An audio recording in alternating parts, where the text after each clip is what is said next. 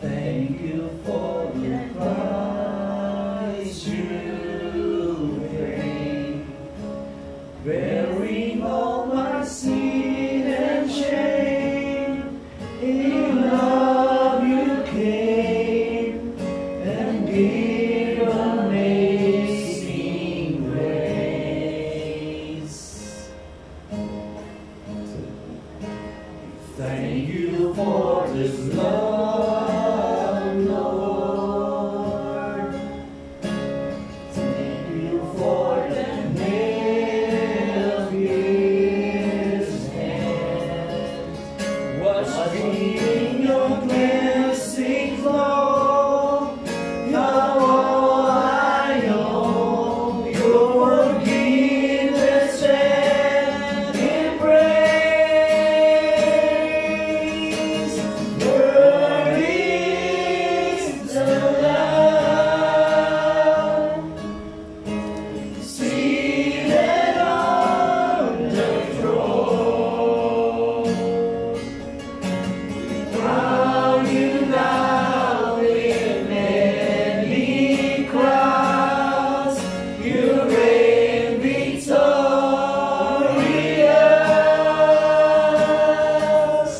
and high and lifted up. Jesus, Son of God, the dying of heaven crucified.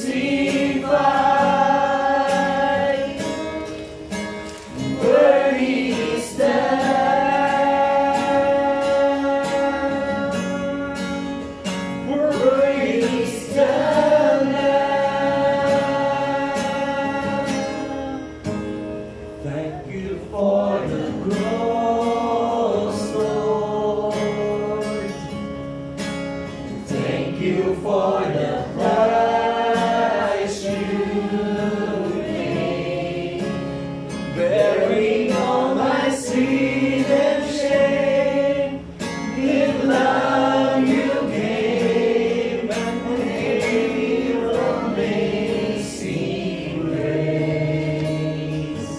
Thank you for this love, Lord. Thank you for the nail-pierced hands. Wash me in your cleansing flow. Now all I know, your forgiveness and embrace.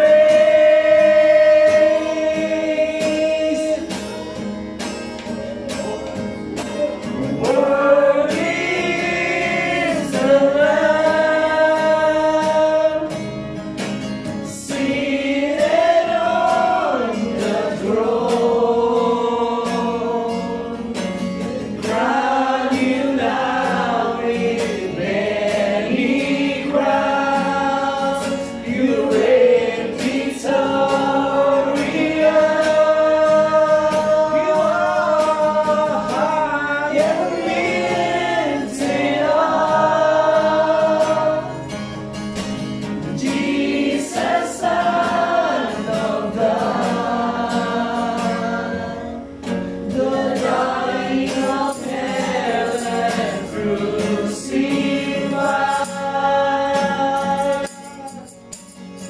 Worthy is the Lamb. Worthy is the Lamb. Worthy is the Lamb, seated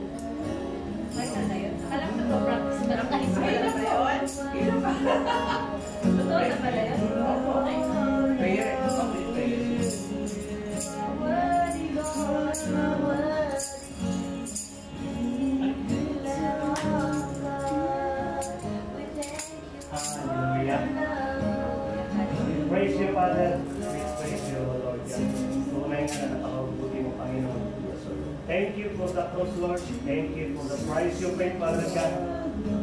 Thank you for bearing our sins, Father God. Amen. And thank you, Father God, for the amazing grace. And most thank you, Father God, sa gift of life, Father God. Ama, maraming salamat sa gabing ito, Panginoon, na muli tinipon mo na naman kami, Panginoon, upang makapag-aral, Panginoon, ng iyong mga salita, makapag-panalanginan, Panginoon, at makapagbigay kalakasan sa bawat isa. Ama, maraming salamat sa gabing ito. Muli, dalangin ng Panginoon, nasamahan mo kami ng iyong banal na Espiritu, Panginoon, sa aming gawain sa gabing ito. Sa gabing din, Panginoon, ingatan, Panginoon, ang lugar na ito, ilayo sa anumang kapahamas.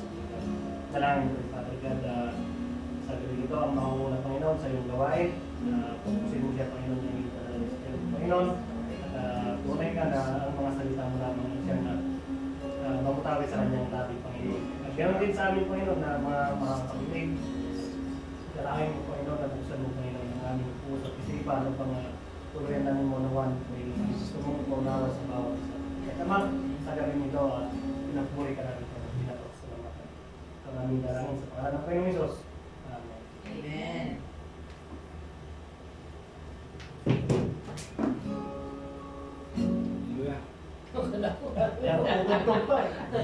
Parang dinadaan mo kami sa tutugan na.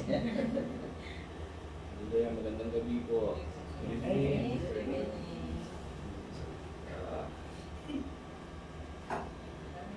Kaya may mic ka na.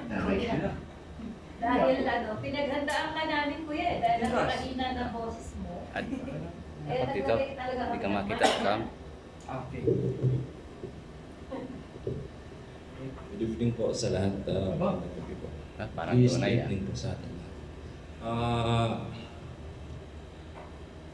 Yung mensahe, the message for today is all about the great love of God for us, God, sovereignty,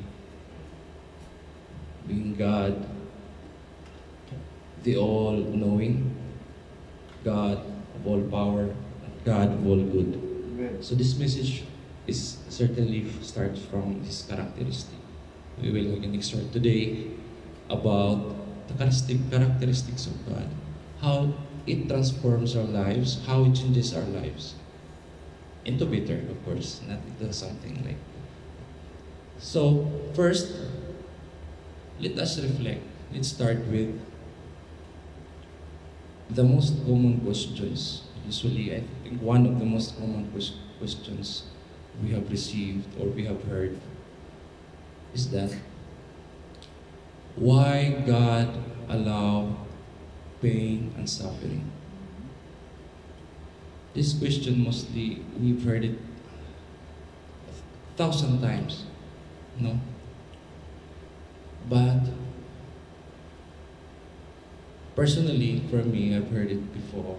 I was asked by my wife and my sister during those times that 2 years ago there was an accident, tragic accident. No?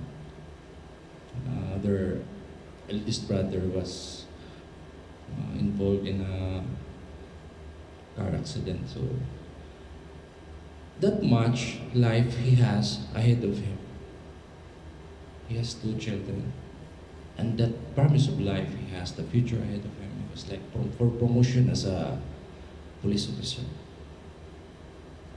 And that's now, he was taken away. And then the question was asked.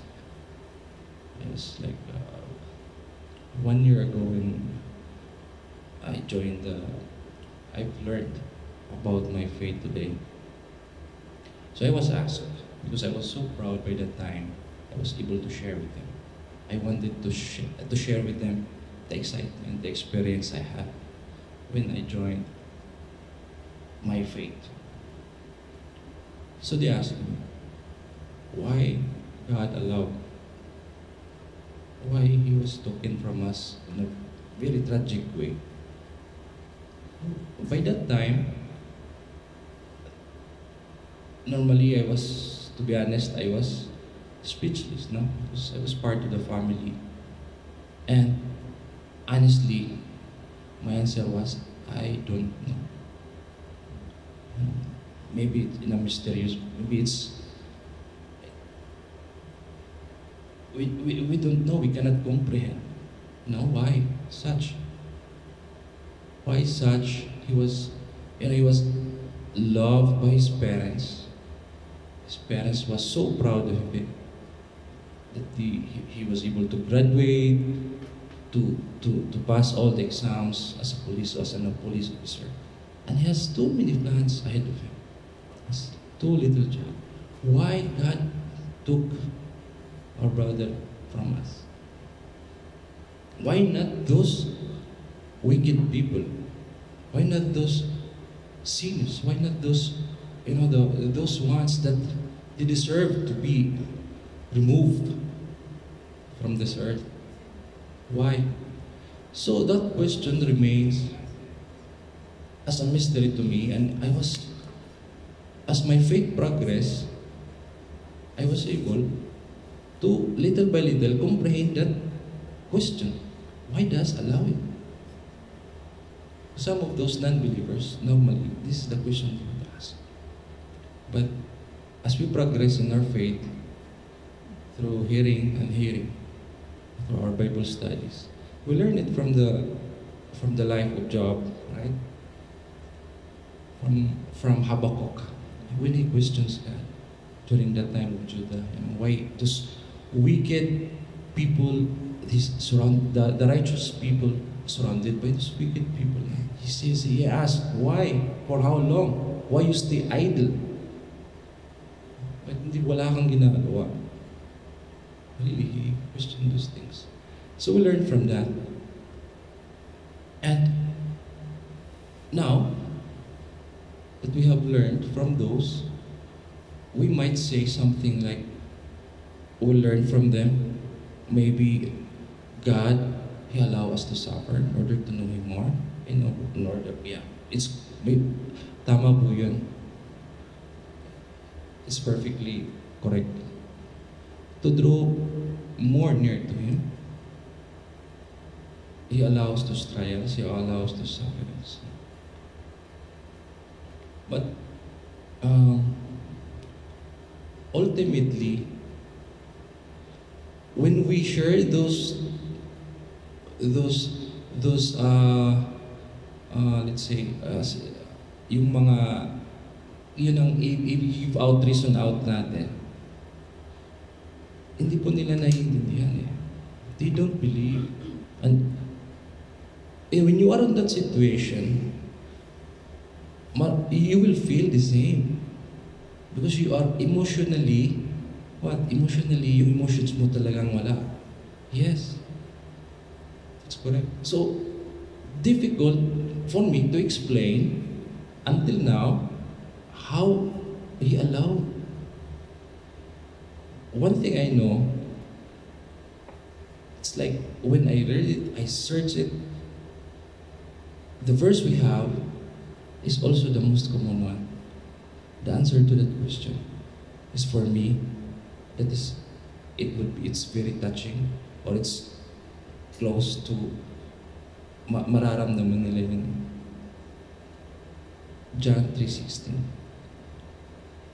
God so loved the world that He gave His only Son. Yes. Knowing that His Son will suffer, just like the song that we sang. Knowing that Jesus Christ will go through hell, through pain, being human. He was kicked out, rejected. He was nailed to the cross. As a father, would you allow your son to suffer that way? For what cause? That's for what cause? He gave it. There's a purpose to save us. There's a hope for salvation. There's a greater purpose. That alone we, or most of us, believers, we can, it will not comfort them, sure, but that's for me, that's the answer to the question why God allow this pain and suffering. That alone, when you imagine, bibigay mo yung anak mo, knowing that he will go through that pain, that in a single snap, he can change it. Well, he did not. So, yung tanong na yun, masasagot din natin pala doon. And not only to suffer, there's a purpose. So everything happens for God is all-knowing. Eventually, hindi man sa lifetime natin, maintindihan natin, but definitely, there is a purpose and a reason bakit nangyari yung mga bagay na yun. There's a reason for everything. Ngayon, naintindihan natin why Jesus died for us 2,000 years ago. So, ang tagal na nun. And now we just received that message and we hold on to that message. That's what saved us. That's our hope. Amen. So, that's my just a short personal exhortation. And praise God. Thank you, God. Thank you, Jesus, for giving us Jesus Christ as our Savior. Thank you.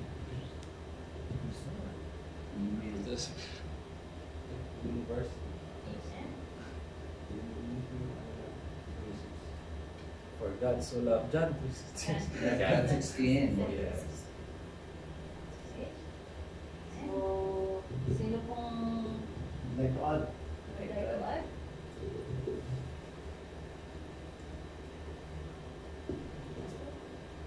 you want to so that when Actually, that question is also questioned by my daughter. Si yung aking bunso. Sabi niya, Dad, if God is really perfect and good, and it's the most powerful, why still there is an evil things happen on the earth? At talaga namang, mostly it is not only my daughter, mostly po, no? Lahat yan ang question kasi. If God really controls everything, why bad things happen, even to the Christians? In fact, there is some personal testimony. It happened in 90s. No, there is a jamboree, a Christian jamboree. It's coming from around the Philippines, the cities, and there is a delegation represented by a group of youth Christians. They attended there, almost 20 plus something. After the jamboree, after the revival, after the praising, after the exaltation of the Lord Jesus Christ, after the worship, they came to the one place because they cannot go home by that day. It is already late. So they stayed in one apartment. They decided to return to their home city by tomorrow. But during that night, there is a fire broke out at that apartment. And it was live telecast by ABS-CBN. While these people, crying, praying, singing, they're about to consume by the fire. And it's so sad, no? It's so sad to see the Christians, all of them died because of this suffocation, because of fire. A lot of people now the question, these people, they came from worshiping God. Why these terrible things happen to them? No, in fact, for me, if you ask my opinions, really, I'll go with Job. I cannot really understand this. I can have some small understanding, but definitely it is not a concrete answer because we don't know what is our, katulad na binabanggit ni Ate Rona, what is our infinite God knows everything compared to our finite human thinking. Now we cannot comprehend these things. One thing that I know is that there are two kingdoms in this world. Now, before the Lord Jesus Christ died on the cross, this is the dominion of the enemy, the evil spirit, demons, si Lucifer. This is his kingdom. We're under the spell of the dominion of Satan. And so happened when the Lord died on the cross, He established another kingdom.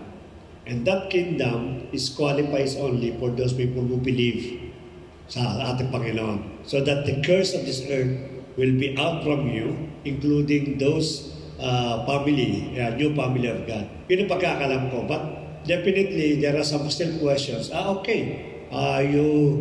Lord take you out from the curse of this world. But why these things for the Christians still happening? For the problems, trials, persecutions, still happening for us.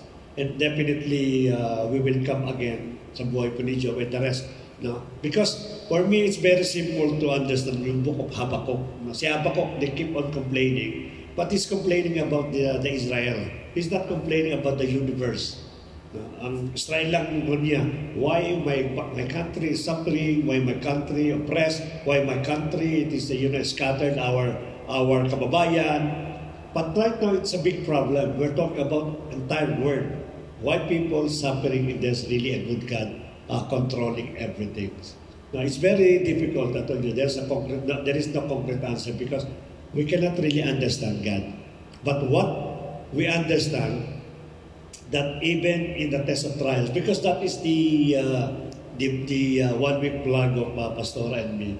I even mentioned that even David, sabi David, even though I walk to the shadow of the valley of death, I shall fear no evil because thou art with me.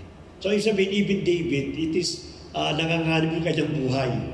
But during the time of trouble, during the times of yung kanya pong is about to, someone maybe snatching his life, ang sabi niya, I will fear no evil because thou art with me. And I do believe that will be the most attitude of a Christian. Every one of us, we've been suffering. Now, every one of us, even our family, they're asking why these things happen. For me, I would like to trust God. That's the most important for me. Anything that happened to you, it will be happen to me also. But the only thing that will make yung ating difference is the way we respond. For me, I will respond positively because I trust God that everything after all these things, I know that there is a big blessings for me. Yun lang pwede ko natin masagot. So sa akin naman ay blessed po tayo dahil nakakilala tayo kay God. Ang magagawa lang namin, tama yung sinabi Pastor Bernard, ang anumang karunungan natin ay isa lamang kamangmangan kay Lord Jesus Christ. But kung tayo, ang magagawa lang po natin ay magpatuloy kay God. So hanggang sa ating huling hinay, yung pinakadabis na ating gagawin ay magpatuloy, tuluyan tayong pagharian ni God. Kaya nga binigyan tayo ng free will eh. Kaya ang free will dapat magagamit natin sa tamang paraan, sa patungo kay God. Yun na po. Amen. Ako din noon. Malakas na raw boses niya. Kailangan pa po. Magandang gabi po sa ating lahat. Or modulated lang. For me, why do trials and suffering exist here on earth? It's not for me, it's a very complex na question. However, when you seek God and you learn why things happen to us, simply because we are living in a sinful world. The world is sinful and there are things na nakaka-affect sa ating buhay. Because ang mundo ay masama. We are bound to fail in this world simply because the devil is lurking around us.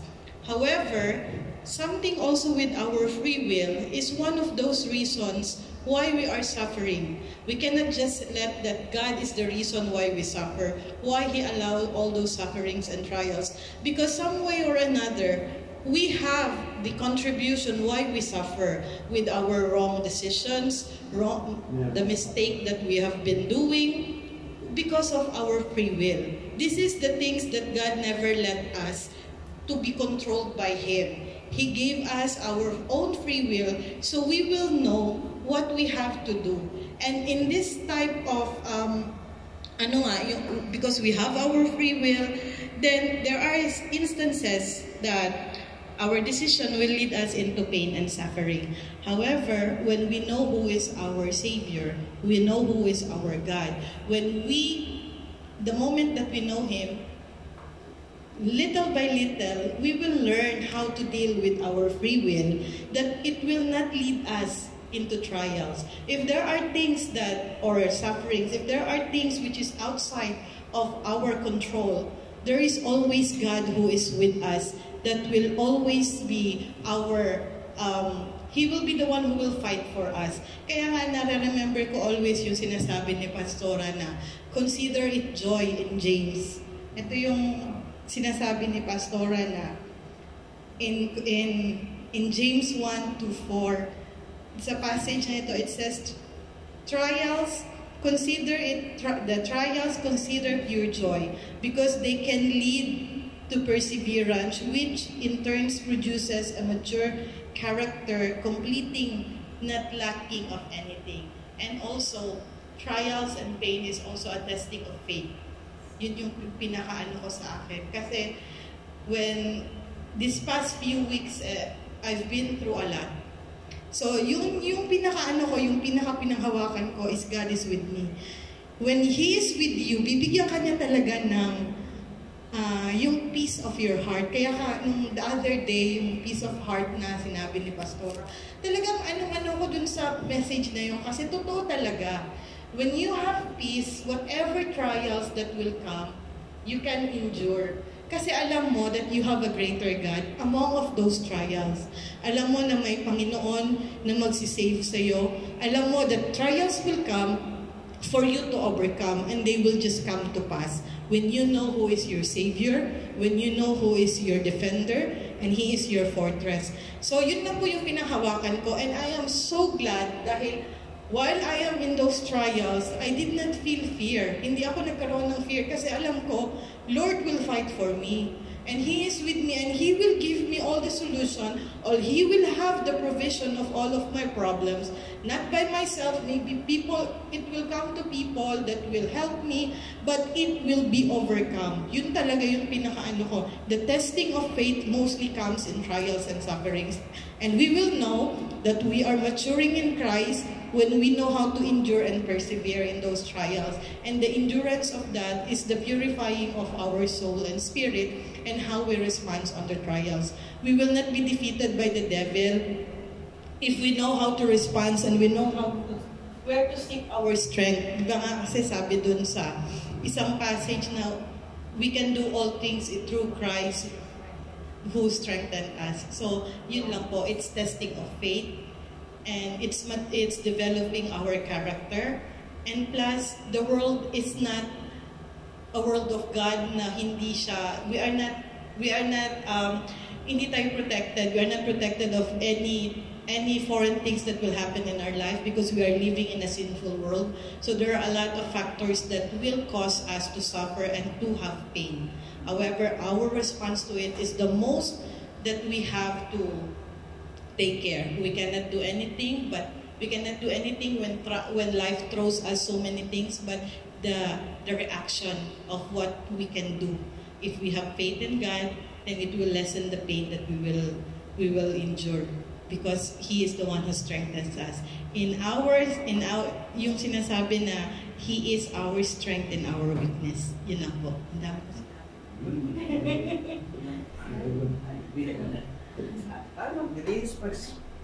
Iaabot niya lang sa'yo. Okay. For me naman po, sufferings was also experienced by both Christians and non-believers. Okay, for Christians, when they experience suffering, after conquering or after overcome the sufferings, their faith grows.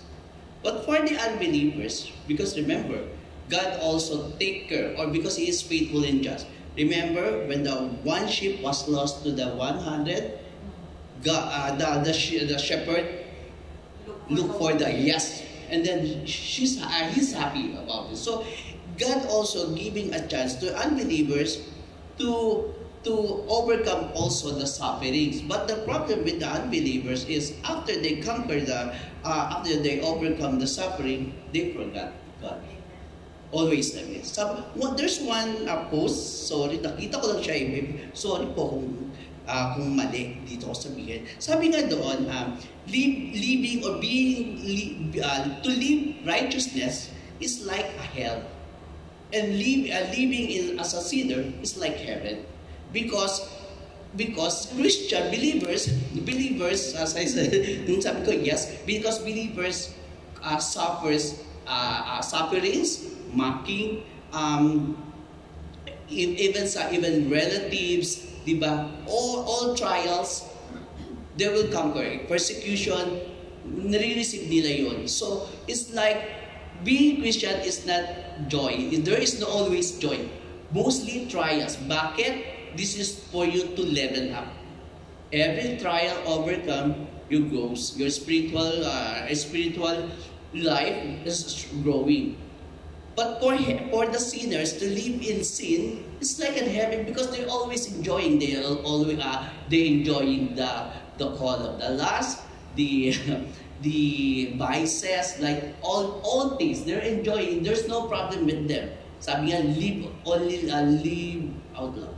Live only once. Parang gano'n, di ba? Lahat masaya sa kanila. Wala silang problema because they're living in sin. So, yun yung sa Christian, sabi nga ni Paul, di ba? To live. For me to live is to Christ, and to die is gain. Di ba? Parang, yes, no problem. If I suffer every day, because I know my faith is growing. Yeah.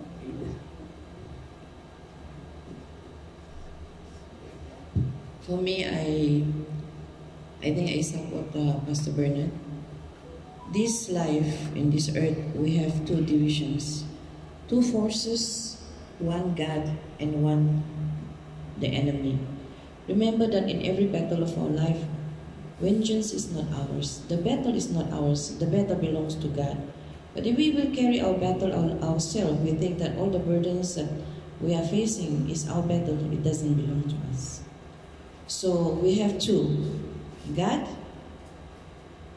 or the devil. The Bible says, even 1,000 may fall on our side, 10,000 on right hand, none shall come down unto us.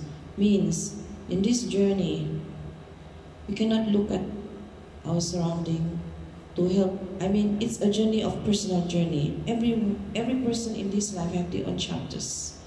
Every person that lives in this world have their own journey.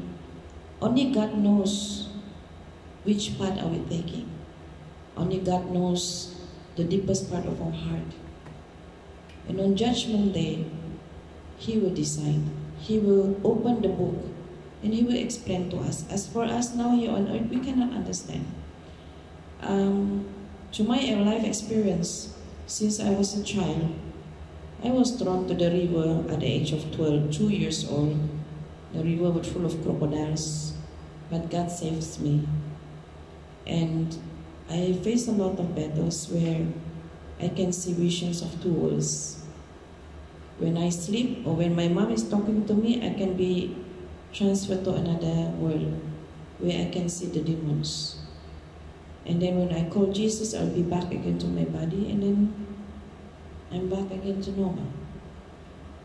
So, and I faced like Arnold too. All my best friend died. So I had never had a best friend. My closest best friend died at the age of very young in the river. She was so close to me and she died. She was drowned. She was so good and the mothers loved her so much. I cannot explain why she died. I cannot accept why she died. Then when I have another best friend, she died again. During operation, they forgot to put oxygen. And she just started to come to church. And then the next thing, my brother died. My brother who was closest to me died. I cannot explain why they died. And I sometimes cry and I ask God, why? Why the closest of the people was taken away from me? No one can explain, no one can understand except God. My journey is my journey.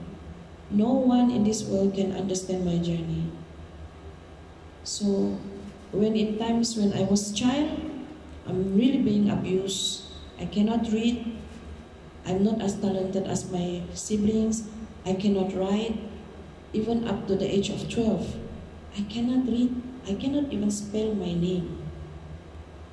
Until I asked God to help me. I said, Lord, teach me to read. Why I was the champ of the school, I cannot read.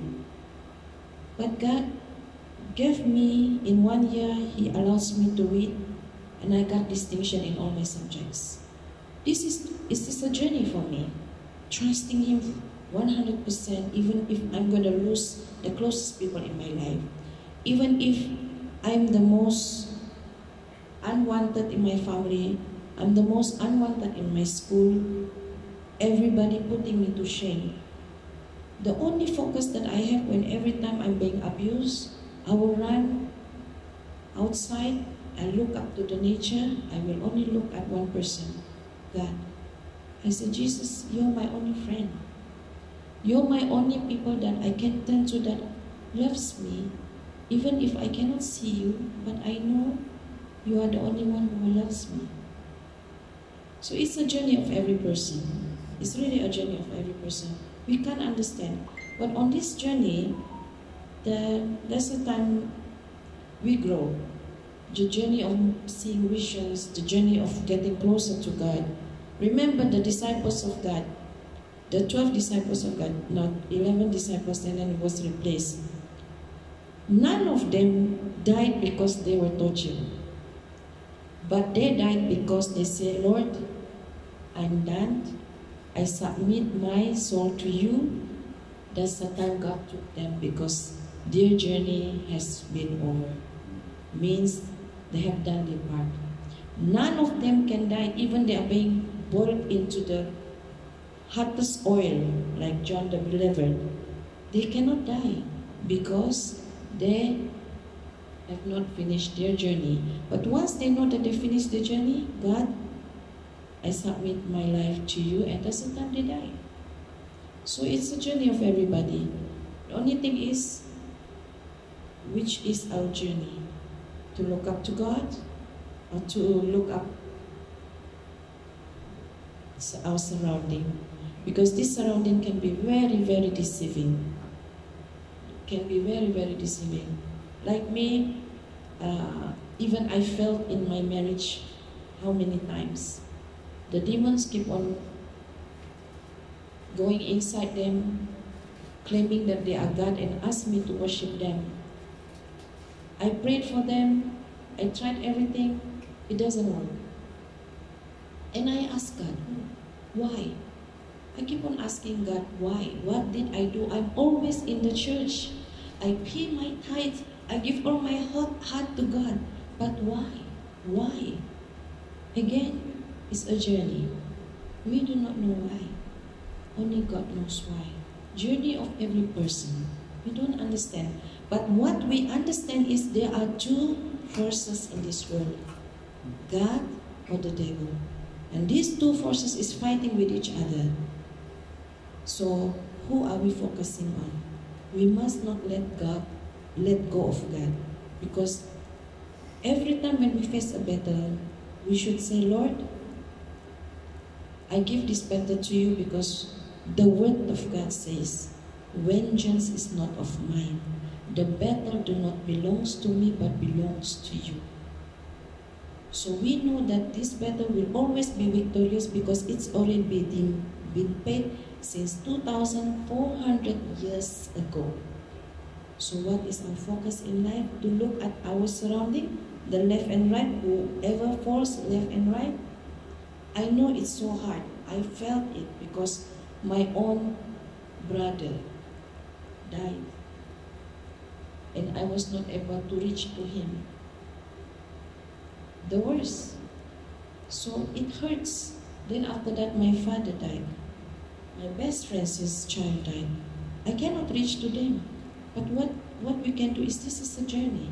Journey that we have to go, move on and move on, move on. Even 1,000 fall, 10,000 fall, none shall come nigh unto us. What we need to focus is on Christ. That's it. And He will answer for us all. When He comes. Amen. Ano ba ang isa? Tama, yung kay Kuya Ron kasi when it comes sa death and life kasi ang hirap tanggapin. It's very difficult to accept. Especially kung sudden death, kung nasa hospital, pwede mo pang napaghandaan. Pero pag sudden death talaga kasi, ang hirap i-accept. Kagaya ng nangyari sa amin. 6 kaming magkakapatid. Sudden death ang pagkamatay ng father namin at the age of 6 ako. Panganay namin is 12, bunso namin is 2. 6 siblings kami. So, paano kami bubuhayin ng nanay namin? So, habang lumalaki kami, hindi namin maunawaan kung bakit siya kinuha ng gano'n kaaga. But lately, later on, pagka nasa Christian world ka na, unti-unti mo maunawaan na may plano ang Panginoon sa bawat buhay, sa buhay ng bawat isa sa atin. Kasi ang laging inaano ng mama namin, pagka may trials, may plano si Lord. Yan lagi ang inaano niya sa amin. Sa anin na magkakapatid, ako lang talaga ang nag-isa na hindi nakapag-kolehiyo. Ang ano niya talaga sa akin, may plano ang Lord sa iyo. Pero ang hirap ang hirap unawaan. Kasi ano nga ba talaga ang plano ng Panginoon sa akin? Kasi tapos Christian, sabi natin nung nasa Pilipinas tayo, pero not in a Christian way, na hindi kagaya ngayon. Kasi noon Christian tayo, by baptismal lang papel lang. Pero iba kasi ngayon ang pagiging Kristiyano natin is by heart. So, yun talaga ang ano ng mother namin, may plano ng Panginoon sa iyo, sa bawat isa sa amin. Kaya lately naunawaan ko na yung pagpanaw ng tatay namin by sudden as may purpose talaga dahil ang nagtitestify mismo na marinig mo is mga kapitbahay na sinasabi nila mainam na lang din na nauna ang tatay nyo kaysa sa mama nyo. Dahil ang tatay namin noon is barkadero, kasinggero. So, maaaring inalis na siya ng Panginoon sa mama namin para mapag-focus ang mama namin sa pagpapalaki sa amin. Pero ang tanong ko noon, ako lang ba talaga hindi ba talaga ako gusto na makapagtapos o iba ba ako or naiba ba ako or iwan ko basta yung tanong ko rin sa akin noon.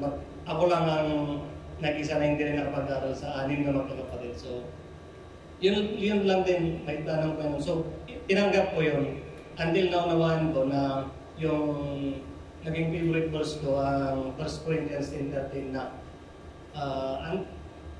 wala pang pagsubok na dumating sa inyo na dinanas ng lahat ng tao, sabi nga doon. Dapat ang Diyos at hindi niya kayo susubukin ng higit sa inyong makakaya.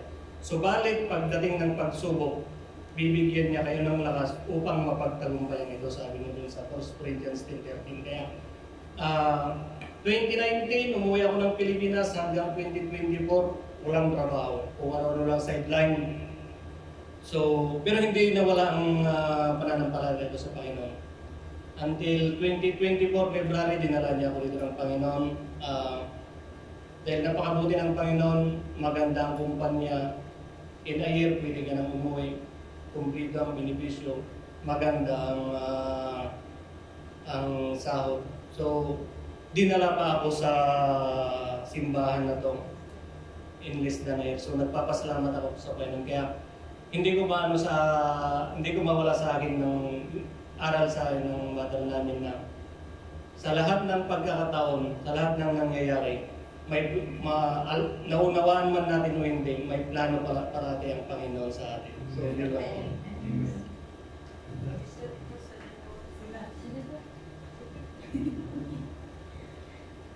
Sa akin po,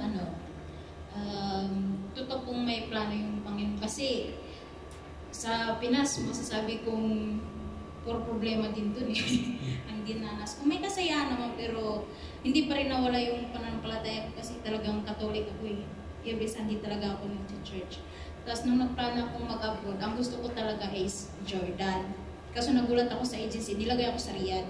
Kaya sabi ko, wala na talaga akong choice kasi andyan na yung ticket papunta ng Riyadh. Sabi ko, siguro dito talaga ako nakatadhana. Pagdating dito sa Riyadh, hindi naman ako pinalad. Dahil yun nga yung amo ko, Egypt. grabe yung bugbog, walang sahod. Kaya sabi ko, ano kayang gusto ng Panginoon? Bakit ganito yung buhay ko? Sa Pilipinas, lumaki rin ako, binububog din ako ng lolo at lolo ko. Hindi, ayaw rin ng mama ko sa akin, na wala yung papa ko. Ano kayang plano niya sa akin? Pero dasal lang ako ng dasal. Ganun naman pag may problema, dasal lang ng dasal. Lagi ko talaga minimemorize yung amahan namin talaga sa dasal. Yes, our Father, yan talaga yung minimemorize ko palagi. Hanggang nung lumayas ako, hanggang napunta ako sa embassy, yung embassy na sobrang hirap din doon. Kasi yung kinakain namin, turo tipid kasi pandemic, COVID eh. Punong-puno kami sa kwarto. Hindi ko ano kayo ang nangyayari. Iba-iba yung mga kwento sa buhay. Hindi ka magkakaroon ng positive thing kasi lahat negative. Wala na tayong pag-asa. Yung iba, magawa na ng hindi magaganda kasi paano kami mabubuhay? Yung pagkain namin, halos sabaw na lang para makakain. Hanggang nagano yung embassy na kung sino yung mga may kaso dito na run away lang, pwede kayong lumabas. Kasi kung tayo lahat dito, magsisikipan tayo, wala nang makain. Kasi COVID nga, lockdown. Kaya sabi ko, sige, lalabas ako. May kumupok naman sa akin. Naranasan ko yung makundong bagay. Yun talaga masabi mo na wala kang problema, pagkain, pera, inom doon, lahat ng gawain na makamundong bagay. Naranasan ko. Pero hindi ko naranasan yung tipong masaya ka sa loob mo. Kasi masaya ka nga dito, pero problema mo sa Pilipinas, gabundok. Marami kang pera, pero ubos palagi. Hanggang dumating yung panahon na napunta kami sa Olea. Doon ko talaga na si Jeros kasi talaga dati, aakyatin ka, kakatukin ka ng kakatukin. Minsan, minumura na nga yun ni Jer. Pastor na yan. Ano ba yung pag-church? Sa pilitan? Sabi niya. Kailangan talaga pumunta ng simbahan, pwede naman tayong magdasal sa bahay. Kaya nung time na yun na nagkaroon ako ng guilt sa puso ko na hindi naman siguro parang karapat-dapat na murahin natin siya o magalit tayo sa kanya. Kasi dinadala naman niya tayo sa Panginoon. Sabi niya, Catholic na tayo anong gagawin niya? Sabi ko, subukan natin mag-church. Subukan natin makinig kung anong meron doon, kung anong bang ginagawa nila. Hanggang na hindi mo kasi maunawaan pag unang Kristiyano ka lang kasi andun yung magmamasid ka sa buong congregation na minsan yun na masasabi mo na para silang di mo maintindihan, tatawa, iiyak. Kung anong klaseng church to? Kasi sa Catholic, hindi naman kasi ganito yung church ng Catholic, alam naman natin. Kaya sabi ko, normal ba kaya yung ginagawa nila? Tapos may nakikita akong may tumatalon, sayang-saya sila. Sabi ko, ano kayong pinagagawa nila? Yung observe lang ako ng observe hanggang naano ako sa isang pastor na yun na siya yung naging dahilan ba o pinangahawakan talaga yung Exodus 14:14 na God will fight for you. You need to be silent. Sabi ko, ano kayang, yung para akong natamaan doon na. Parang ang sa akin yung verse niya.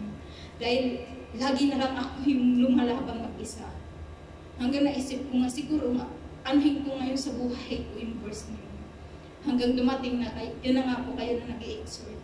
Hanggang naintindihan ko na, ganun pala ako kamahal ng Panginoon. Kahit pala, gaano tayo kadumi, kahit gaano tayo kasama. Hanggang matanggap natin siya. Binig siya tumanggap sa atin. Hanggang unti-unti na raw kaya pala ako sinubok dati. Kasi sa totoo lang po, dati tanong ako na, bakit ayaw ng lola ko sa akin? Bakit niya ako binubugbog? Bakit niya ako laging pinagmamaltratuhan? Wala mo akong ginagawa. Hanggang one time, naging Christian ako. Talaga ni Lord yung pangyayari. Nagtawag yung isa kong tiya. Ikaw ba yung anak ni Danilo? Sabi ko, opo, ako po. Sino ka po ba? Ako po ang anak ng lola mo sa dalaga. At ako ang anak niya sa tatay niya. Kumbaga, ginahasa siya. Sabi ko, ano pong ibig sabihin niyo? Alam ko na ikaw ang minalulupitan ng lola mo. Sa 4 kayo na apo na lumaki sa kanya. Sabi ko, oo, kaya nga ang bansag sa akin, crying lady. Kasi everyday akong umiiyak. Bakit po? Pinuprotektahan ka lang niya kasi naghahasa siya ng tatay niya. Doon ko na-realize, hindi para siya masama. Pinuprotektahan lang niya ako. Doon ko na-accept na ang Panginoon talaga, minsan, hindi mo maintindihan kung paano yung paraan niya. Kung kailan mo maging open-minded talaga at maisip mo lahat na ano nangyari sa buhay mo. Lord, salamat. Kasi nagpapasalamat ako kasi tumatag ako sa kapatid ko na ngayon hanggang ngayon inaano ko pa rin siya. Lagi siya sabi, maswerte mo. Sabi ko, salamat na ako sa Panginoon. Dahil simula ng bata pa ako, pinatatag niya na ako nang hindi ko alam. Yun yung ano talaga, na dapat talaga yung pananampalataya natin sa Kanya. Kahit minsan, hindi natin naiintindihan yung pangyayari. But at the end of the day, pag bilang Kristiyano ka na, maintindihan mo na lahat kung gaano pala talaga tayo kamahal ng Panginoon. Yan lang po.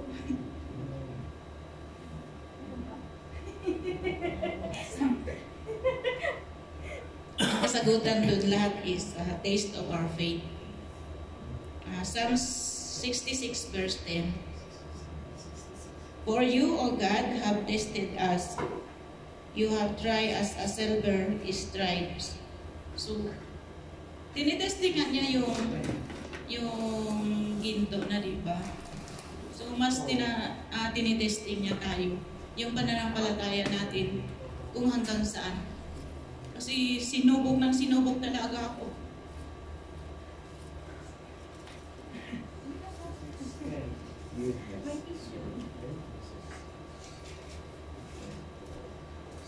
Ayaw kong nakaraang linggo.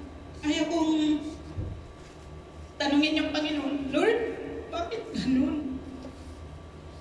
Ano bang kulang ko? Ayaw ko siyang bigyan ng tanong na ganun. Basta ang sabi ko lang, Lord, I have faith, sabi ko. Yung anak ko mag-final exam sa 27. Kung hindi siya makatake ng exam, burado lahat yung binabayaran namin for 1 year sa second year niya. Sa halagang 13,650. Hindi siya makapag third year. Kasi nga na dahil doon sa sahod namin na ano. Pero sabi ko, Lord, naniniwala ako, sabi ko, I declare in Jesus' name. Sa Biyernes ng gabi yun. Bukas ng umaga, sabi ko, pagbukas ko ng cellphone, may makikita ako na may nag-offer ng ganitong halaga or may way na masosolve yung problema sa anak ko. Pagising ko ng umaga, nag-pray muna ako bago ko binuksan yung cellphone ko. Wala. Wala talaga, Sabado na. Kahit saan na lang ako dito, ano dito, wala. Pati sa Pinas yung mga kakilala ko, wala. Hindi pa rin ako sumusuko. Kasi I have faith. I have faith. Ganon ba din ang prayer ko ng gabi? Hindi ako makatulog. Pray ng pray ka. Lord, naniniwala ako na hindi mo ako bibiguin. Sabi kong ganon. Yung parang kaharap ko na yung Panginoon. Sabi ko, Lord, bukas ng umaga, pagising ko, may kasagutan na, di ba? Sabi kong ganun. But, sad to say, pagising ko umaga ng linggo, wala pa rin. Ano na dun sa Pinas yun, natanghali na. Sabi ko sa panganay ko, chinat ko na talaga siya. Anong gawin natin para makapag-exam yung kapatid mo? Sabi ko. Sabi niya, saan ba tayo kukuha ng ganong halaga, Mama? Urada-urada pa naman. Sabi ko, linggo ngayon, sabi ko, mag-pray tayo na paibigay yung sahod namin. Sabi ko ganun, para bukas makapagpadala. Kahit gabi na, sabi ko mamaya, mag-send kami. Sabi niya, okay. Pero patuloy pa din yung ano. Sabi ko, Urban, doon sa college to, sabi ko, may nahiraman ka ba? Yung kibali yung prayer mo na, sinadmit mo to sa kanya, pero nawakan mo pa. Lagi ko na sinasabi, I have faith. Pero, mahirapan kasi yung faith lang na wala kang gagawin. Di ba, ang sabi, faith without work is dead. So, hindi lang sa material, sa spiritual matter na dead yung faith natin kung walang work. So, kahit dun sa pangangailangan natin, kailangan kikilos tayo. Sabi nung panganay ko, mamaya na mama kasi nag-prayer cottage pa kami kasi every Sunday after natapos ng service, nag-prayer cottage sila. So, sabi ko sabi niya, Mama, yun na lang kaya ORCR ng motor ni Jade. Sabi niya, yun na lang isasangla. Sabi ko, sige, hanapan niyo kasi dito naghahanap din ako. Tapos may something problem pa kami ni Edmond.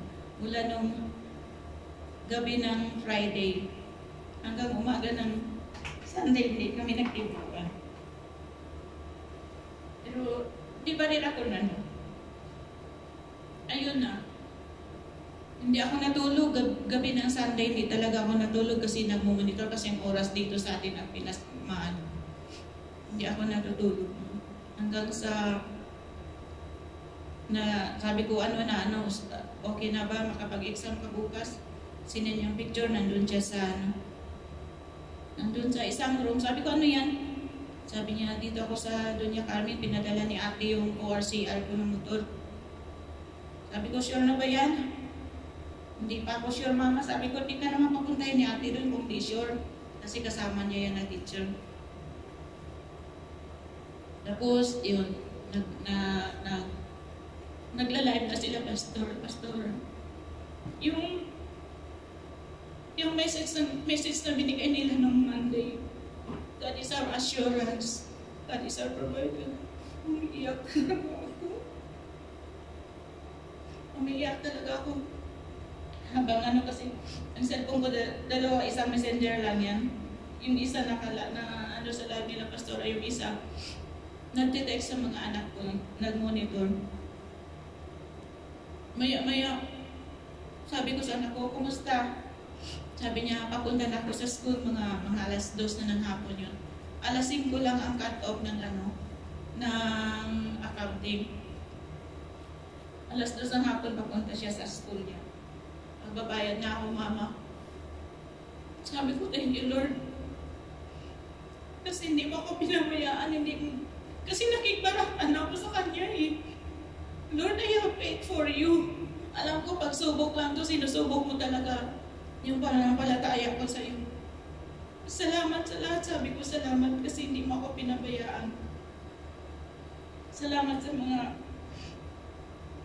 sa verses na to na naging matatag ako kasi tinesting lang pala yung faith natin sa Panginoon. Every trials and struggles na dumarating sa buhay natin, mas lalo natin matatagin yung faith natin sa Panginoon. Yan lang. That's good. Pray na tayo. Meron pa ba tayong time mo? Mag-pray na po tayo. Tapos, inagdag ko lang kay Auntie Edmond. Kasi, may narinig ako sa kanya. Pagka napapagapag ka sa kanya, pray and that's it. Kasi wala ka nang magagawa eh. Ibigay mo na lahat sa Panginoon, i-relax mo na yung katawan mo, pwede ka na matulog. Kasi pag iniisip mo, sinong lugi? Tayo pa rin. Pero pag naibigay mo na sa Panginoon, nai-entrust mo na lahat sa Panginoon, gagana yung pakiramdam mo. Yung alalahanin, normal yan eh. Pero sabi nga, i-entrust mo na lahat sa Panginoon, and that's it, wala ka nang gagawin. Kasi pag mag-alala ka at mag-alala, makukontak mo na lang, lalong gugulo ang isip mo, pati ikaw mapipressure. Yun lang, share ko lang yung kasi parang yun ang naging anuan ko na rin eh. Pagka pray sa Panginoon, that's it, wala ka nang gagawin. Yun po. Ako din. Yung talaga, yung peace of heart. Napaka-importante niyan when you are facing trials. I am so blessed. Gusto ko lang i-testify na I am so, yung nagkaroon ka ng maraming trials, but you still have the peace of heart. Yun yung napaka-blessing sa akin because you will have a clear mind on how to solve the problem. At hindi ka naman talaga pagbibigyan ng Panginoon ng trials na hindi mo kakayanin. The trials that you are enduring is only para magkaroon ka ng perseverance and endurance. So yun lang talaga yung pinahawakan ko na when we are having pains and suffering, the peace of heart in our heart is the most important thing that God gave to us. Because it will give you yung peaceful yung utak mo at puso mo. Kasi napakasarap when you're facing battles. It's so good when you know that you have God in your heart. Because once God gave you the peace in your heart, it means to say He is fighting for you. So yun lang yung pinahawakan ko. When I am facing trials, we have to understand that He is always with us. Kasi sinabi niya nga sa John 16:13, na lahat tayo, all faithful, mayroong assurance na meron tayong trials. Yung sinabi niya, Jesus assures believers that they will have tribulations in the world, but encourages them to have courage because He has already overcome the world. So yun yung mga pinakahawakan ko when I am also facing trials, and plus yung Psalms 23. Napakasarap din sa puso. So when we have the peace of our heart, just keep asking also the Lord to give you peace in your heart. And you will overcome. Hindi ka na kailangang ma-stress out pa. Kasi siya naman talaga yung magpa-fight for you. When you give your faith in Him, kasi testing of faith talaga ang trials. When you face trials, God is pruning and purifying us. Yun ako. Yes, sampatunin na rin yun nung pinost ko about sa Distress Administrator.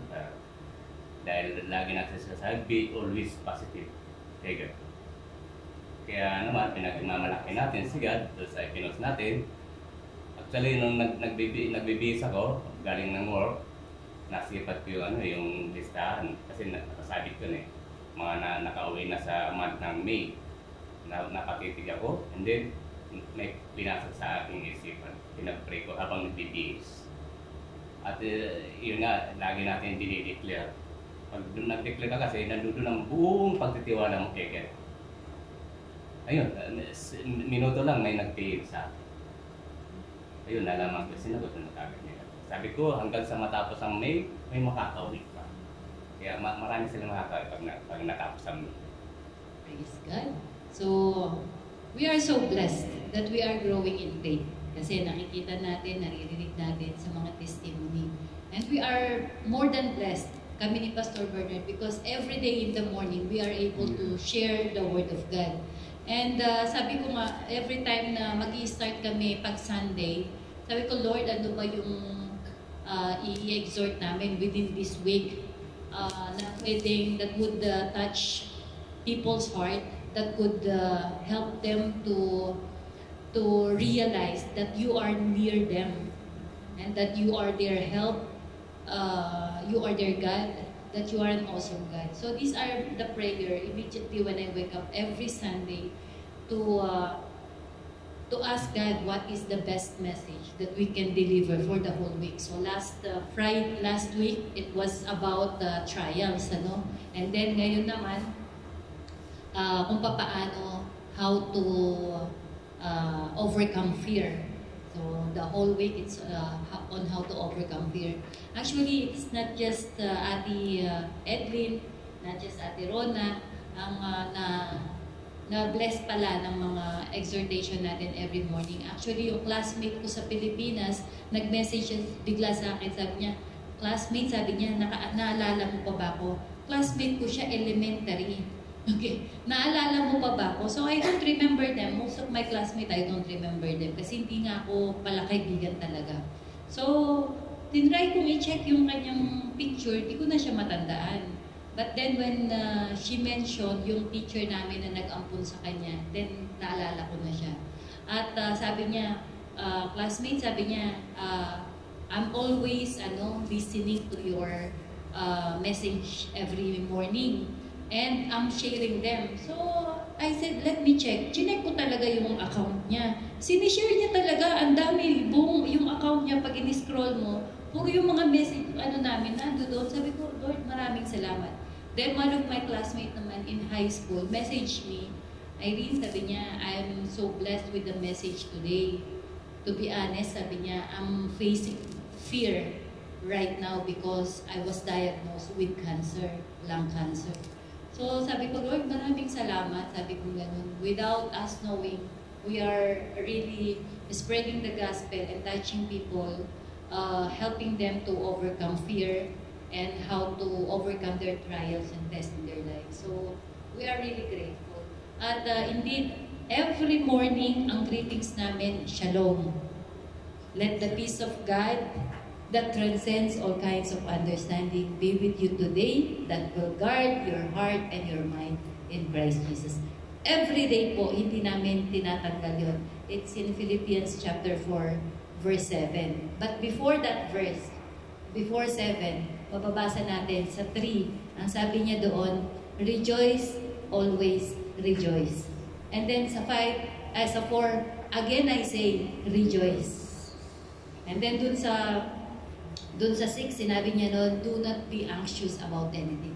Huwag kang mag-alala. And when we see the story, kung sino yung nagsulat nito, it is Paul inside the prison. Above all the apostles during that time, Paul was severely faced trials, tribulation during his ministry. But then again, it is Paul who continually encourages us. No? Until today, it echoes his words, his letters, his epistles, resounding in our heart to rejoice always. I say rejoice. Whatever the situation, rejoice. Why? Because we have God. At yun palagi, dun sa Romans, ate, yung paborito mo? 8:18, di ba? Hindi mo maikukumpara yung klase ng joy na mararanasan mo pagdating ng panahon. So this is really, I am so blessed na, especially us, because we get to know the Word of God. We get to know Jesus. Katulad ng exhortation ni Kuya Arnold, no? Only the very famous, only one verse, John 3:16. When you really truly understand how God so madly, deeply, crazy in love with you, then wala tayong dapat ipag-alala because God has done everything for us.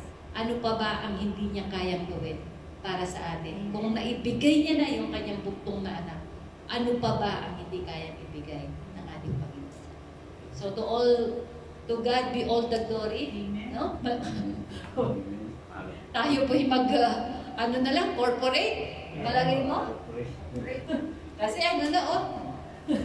siguro next time, bunot na lang by number kung sino yung mag-share. Okay, let us pray. Hallelujah. We praise you, Lord. We glorify thy names. We exalt your name on high, O Lord God. Hallelujah, hallelujah. Indeed, Father God in heaven, we want to praise you, we want to adore you, we want to honor you, we want to extol you above, O Lord, in Jesus' name. Amen. For you are good, you are awesome, you are faithful, O Lord God.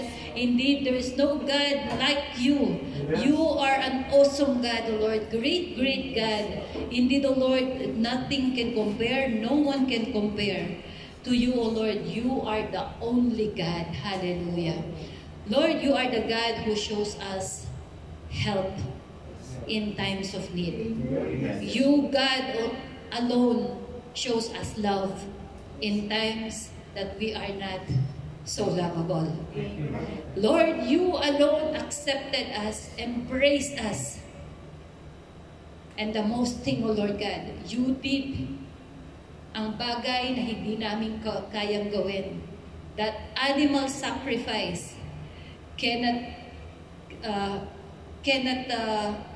hallelujah, cover, Panginoon, ang mga kasalanan namin. You alone, O Lord, gave your only begotten Son to save us, O Lord God, and to cleanse us from all our unrighteousness. Lord, you have promised us an everlasting life. You have promised us, Lord, a life of abundance, a life to the fullest. Lord, thank you so much, Lord. Indeed, we cannot fathom how deep, how high, how wide is your love for us, O God. Lord, thank you. Thank you, Lord God. Thank you, Lord, from the Old Testament and to the present, you have shown, Lord, how great is your love for us. You always, Lord, looked at us with hope that one day, Lord, we will live a life with you, Lord God. We will cherish a life together with you, Lord, in eternity. Lord, thank you. You are the most generous God, O Lord God. Most generous, Lord. Lord, yung pinaka-importante sa iyo ang iyong ibinigay, that you have given your begotten Son, O Lord God. Your dear, hallelujah, your precious Son, O Lord God, ang siyang ipinagkaloob mo sa amin. Lord, thank you so much. Thank you, Lord. Lord, words cannot express the joy, the gratefulness that we have in our hearts, Lord. Lord, thank you so much. Thank you, Lord, because we know that we are loved, because we know that you have done everything for us. Lord, there's no space in our heart to question. Why, Lord? Why these things are happening? For we know your plan for us in Jeremiah 29:11, O Lord God. For we know the plans, you know the plans that you have for us, O Lord God. A plan to prosper us, to give us a future. Hallelujah, not to harm us. Hallelujah. Lord, this is your plan for us. Kaya Lord, whatever happens in our life, whatever troubles, whatever situation we may be in right now, whatever, Panginoon, circumstances that are not, Panginoon, good in our sight, good in our feelings, O Lord God, we will cling to that word, that your plan for us is to prosper us, not to harm us, but to give us a future, O Lord, in the name of Jesus. Kaya Lord, sa gabing ito, we just wanted to thank you, Lord God, because the tests that we are facing right now are just a stepping stone for us to come out victorious and to be more than conqueror in the name of Jesus. Hallelujah. Lord, maraming salamat po, Panginoon, sa ginagawa mo, Panginoon, things that you are doing sa bawat kapatiran namin. Thank you for answering every prayer request, Lord God. Thank you for strengthening us, O God. In times of our weakness, you are our strength. Thank you so much, O Lord God. Lord, hallelujah. In times, Panginoon, that we are weak, Lord, we know that you are our strength. In time, Panginoon, that we wanted to give up, Lord, thank you for the Holy Spirit that reminds us of your promise, O Lord God, that you will never leave us and never forsake us. Lord, you say in Isaiah 41 verse 10, hallelujah, do not be afraid, for I am with you. Do not be dismayed, for I am your God. I will strengthen you. I will help you, and I will uphold you with my righteous right hand. Lord, you said in Jeremiah 31 verse 3, you said it before and you're saying it again. Lord, we believe until today you're saying it. You have loved us with your everlasting love. Hallelujah. Lord, hindi mo lang yung sinabi, pinatunayan mo through the life of our Lord Jesus Christ that you have loved us with an everlasting love. Hallelujah. Thank you so much, Lord God. Thank you, Lord. And Lord, sa mga kapatid namin still struggling with troubles, Lord God, Lord, be with them. Lord, let them remember. Let them know that you alone, Panginoon, is the God who is our help, present help in times of need. Yes, O Lord. Isaiah 121 verse 2, Lord God, sinabi, 22, Lord, sinabi mo, that you alone is our ever-present help in times of need. Lord, we will not lose hope. We will not lose hope. We will keep on holding to your word. We will keep on holding to your promises that you, Lord, will always be with us. And Lord, thank you for the peace that you have given us that transcends all kinds of understanding. Lord, in the midst of trouble, Lord, you are guarding our mind and our heart, O Lord God, to win this battle, O Lord. Lord, salamat, O Lord God. Thank you, O Lord. At meron kaming mga kapatiran na nagpapalakas sa bawat isa sa amin. Salamat. Thank you sa gabing ito for the exhortation na muli pinaalala mo yung pinaka-heart ng Bible, yung pinaka-heart, Panginoon, ng sentro ng Bible, O Lord God, that John 3:16, that Lord, hallelujah, you have given your Son for us, O Lord God. Hallelujah. Lord, maraming salamat po, Lord God. Lord, this verse answers every question. Amen. This verse alone stands, O Lord God. To the ends of our lives, we will hold on to this promise, O Lord God. To the truth, Panginoon, that you have loved us, Panginoon, with an everlasting love. And Lord, hindi kami magwe-wave sa aming pananampalataya sapagkat never kang magwe-wave. Sabi mo, Panginoon, even if we are faithless, you will remain faithful because you cannot deny yourself, Lord. Hallelujah. And Lord, we are praying sa mga kapatiran po namin, O Lord God, sa lahat ng prayer items na nandito sa aming prayer box, O God, in the name of Jesus. Lord, be the answer, O Lord God. If it's a prayer for sicknesses, let there be healing in Jesus' name. If it's a prayer for provision, Lord, you are our Jehovah Jireh, our great provider. Lord, indeed, be their provider sa oras na to in the name of Jesus. Lord, to those people who have troublesome situation, Lord, be their Jehovah Shalom, be their peace, O Lord, in the name of Jesus. Lord, those who are facing battles in life, O Lord God, be it physical and spiritual, Lord, you said that you are our Jehovah Nisi, our banner, O Lord God, our victory in Jesus' name. Hallelujah. And Lord, hallelujah, maraming salamat po sa lahat pa ng mga prayer items na hindi nabanggit. Lord, ikaw na po, Panginoon, ang siyang tumugon sa bawat panalangin namin. Lord, we are praying kay Ate Jessa na makauwi na ng Pilipinas, ma-issuehan na, Panginoon, ng exit visa, O Lord God, at siya, Panginoon, ay mabilan na ng ticket in the name of Jesus. Hallelujah. Sa lahat ng mga prayer request kay Ate Susan, Panginoon, na napagbintangan na nagnakaw daw po sila ng 10,000, we believe, Panginoon, you are your hands, your righteous right hand is at work right now, Panginoon, protecting your children in the name of Jesus. Nawa, Panginoon, ay malampasan nila yung pagsubok na ito. Let their faith be strengthened sa pamamagitan ng pagsubok na ito in the name of Jesus. Lord, sa buhay ni Desiree, na kapatid ni Ate Danica, Lord, let her feel you, that your presence, Panginoon, that you are with her and never be against her, Lord God. Let her faith, Panginoon, be strengthened, O God, in the name of Jesus. Let her stand in the faith that you alone can solve her problem, O Lord God. Lord, kung paano ka tinanggap ni Ate Danica, ganun din, Panginoon, ang mangyari sa kapatid niya at sa buong sambahayanan niya. Lord, sa lahat pa ng mga request ng mga panalangin, Lord, ikaw na po ang siyang tumugon. Hallelujah. Sa lahat, Panginoon, ng mga uuwi mamaya, ikaw po ang siyang mag-ingat.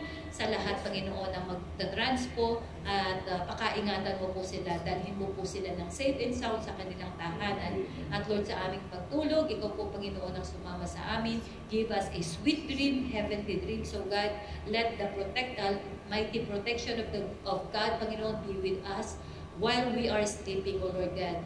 Strength and energy ang siyang ma-restore sa bawat isa sa amin. Lord, maraming salamat sa pagkain tatanggapin namin. Blessed, Panginoon, maging kalakasan ng aming physical na katawan at kagalingan, Panginoon, ng aming mga karamdaman. Lord, hallelujah, sa lahat, Panginoon, ng aming mga mahal sa buhay na patuloy namin pinapanalangin na hanggang ngayon, Panginoon, na hindi pa tumatanggap sa iyo bilang Diyos at tagapagligtas. Lord, open the door of salvation sa bawat family members namin. We will not stop praying for them, Lord God. We believe, Panginoon, that as we pray, the Holy Spirit is working to convict every heart and every soul, Panginoon, to hear your word and to believe in your word and to accept you as a Lord and Savior. Indeed, O Lord, maraming salamat po sa iyo na po namin pinagkakatiwala ang lahat at ikaw na po, Panginoon, ang siyang patuloy na gumabay sa amin. Send your angels, Panginoon, sa lahat ng aming mahal sa buhay. Pakaingatan mo po sila. Protection upon protection ang siyang dinideclare namin. Salamat, salamat. Ito po ang aming panalangin. In Jesus' name. Amen. Give thanks to the Holy One. Okay, God bless. Bye-bye. Uwi na.